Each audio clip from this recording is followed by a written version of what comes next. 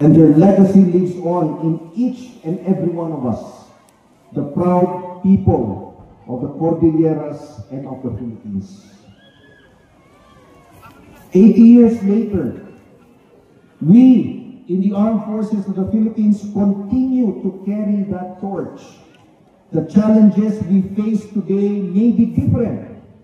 Defending our sovereignty in the West Philippine Sea, confronting terrorism, and responding to disasters.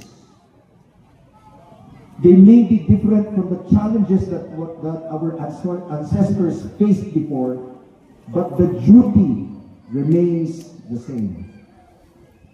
Many sons and daughters of our respective municipalities, of our respective provinces, continue to serve in uniform, inspired by the bravery of our ancestors.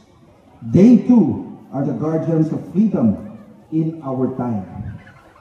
We have talked so much about the past, remembering our ancestors and the bravery that they showed during World War II.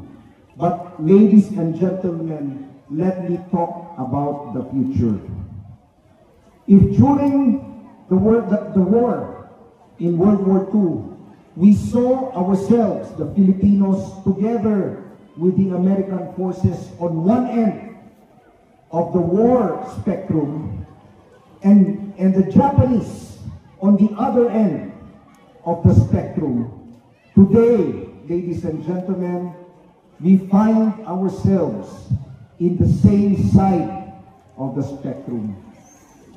Recently, we have formed an informal coalition among 4 countries: the United States of America, Australia, the Philippines, and Japan.